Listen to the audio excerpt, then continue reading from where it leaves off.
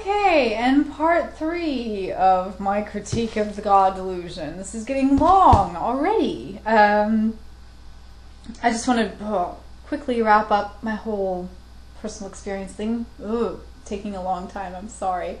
But since I've been back from Germany, I guess I've just really seen a lot of things, or come to realize a lot of things that I didn't really realize when I was in Germany. When I was in Germany, they were starting to sort of take root in my mind, but I guess it was coming back home and seeing everybody back home again, seeing all of my old friends, that really kind of cemented certain things that had sort of started in my mind already, or I guess I'm not very fluent right now what I'm trying to say, but I just came to realize a lot of things, okay, in a simple way, just about religion and about even Christianity and about the Bible and about just science and history, and I don't know, I've heard a lot of different things and read a lot of different things before I read The God Delusion, even.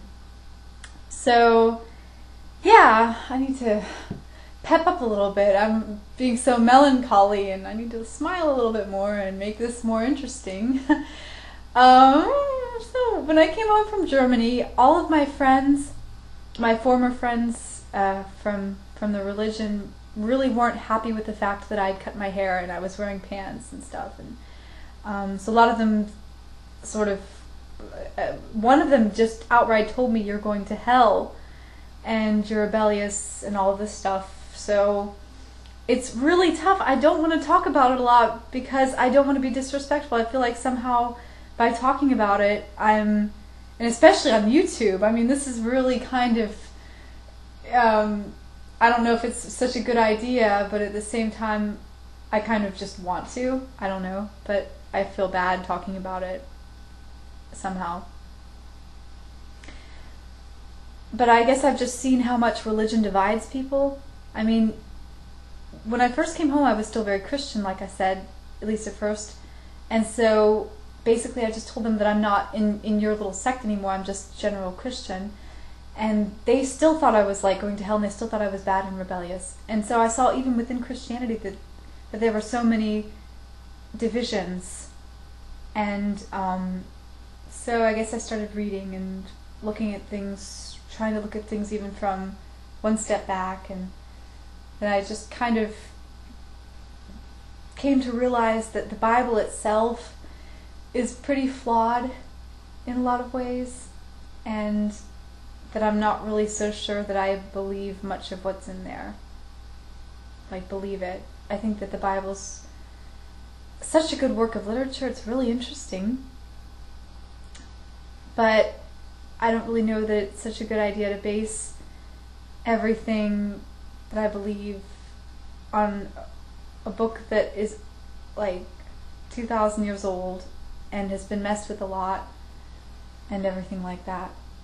So, well, anyway, there are a lot of Christians that are probably watching this, because if you're an American, there's probably like a good 25% chance that you're a Christian, or there's probably like a 20% chance that you're a really strict Christian. And I want to say, please don't start flooding my Yahoo mail address with a bunch of letters about how I should still be a Christian, or the infallibility of the Word of God or the Bible. I kind of don't really want to hear about it right now. You know, I know all these things, trust me, I've been told this stuff my whole life, so anything that you tell me, I've already heard it. And, it's just so hard, it's so weird. I feel really weird talking about this. If anybody who would hear what I have to say, who's a Christian, will tell me that I'm going to hell. And for me, that's hard to hear. Sorry. That wasn't a burp, that was just like a cough. Oh God, I'm not doing a good job. Oh no, I just took the Lord's name in vain. Okay, seriously here. Now I've got another 5 minutes almost. Oh, okay. if you're a Christian and you're watching this, please don't be offended, and please don't tell me that I'm going to hell, because I've heard it from other people. I just don't want to hear it anymore. It's hard for me to hear that sort of stuff. I don't like to hear that I'm going to hell. It's not something that I really like to hear, and I mean, and I don't think that's a very good way to try to convince me to be a Christian again, is to tell me that I'm going to hell if I don't believe. Like I said, I really can't believe things just because I'm afraid of what will happen if I don't believe. That's not really a reason for me to believe. So, anyways, so, yeah, that's kind of where I am. Now we're at the 5-minute, 27-second mark, and now I'm going to start to talk about different points in the God delusion. So, well, where do I begin? I have a couple of notes written down here. Well, the first thing I want to say is that the book did not convince me to be an atheist. In the beginning of the book, Richard Dawkins says, I hope that anybody who reads this book, if they're not already an atheist, by the time they read it, they'll be an atheist. And I'm not an atheist. I'm really not. What would I consider myself? I don't know. I believe that there is something in the universe out there. But at the same time, I can say that there might not be. So, I'm not really an agnostic, because, like, agnostics say, well, I don't know either way. I totally don't know. I don't believe anything because I just don't know.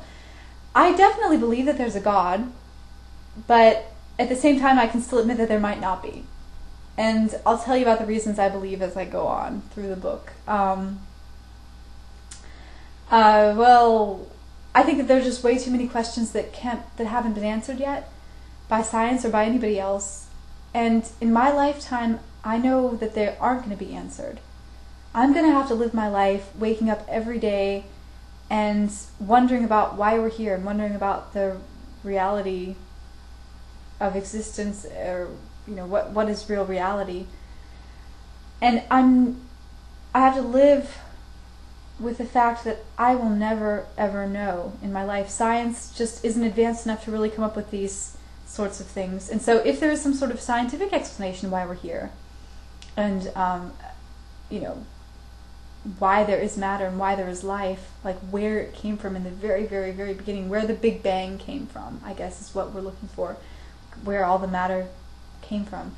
Even if there is a solution to that, and there is really no God, and there is a perfectly good scientific explanation for that, I have to live with the fact that I won't know that within my lifetime. There's no way I will know. I will live and I will die, and I'll never know. And I really envy people who are going to live like 200 years from now, because I think they're going to have so many more answers and to everything, and I'll never get to see it. You know, it makes me sad. I kind of wish I would have been born later, in a way, because, I don't know. But I'm here right now. This is an exciting time to live.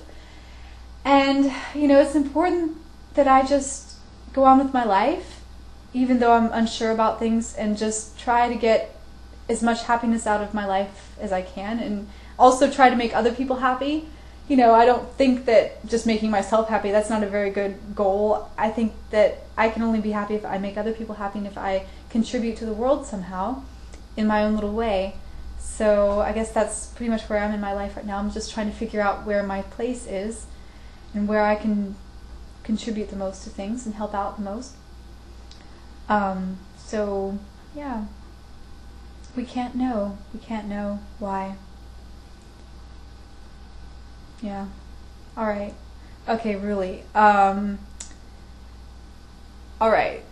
Now this is another 9 minutes. It's been a whole nother 9 minutes. I don't even know what I'm talking about. I mean, I'm just talking. It's almost like this is a psychology session for me. It's almost like you guys are all my psychologists. I'm sitting on a couch and just talking away and telling all my stuff to YouTube. I probably need a psychologist, but I don't really believe in them because I think that they're kind of full of crap sometimes. They just, I don't know. I can deal with things on my own. I can work through my own issues, so yeah. Anyway, or just tell it to YouTube and then I feel better a little bit. Okay, so part 4 will be my actual critique of the God delusion. Stay tuned if you are indeed interested. Bye.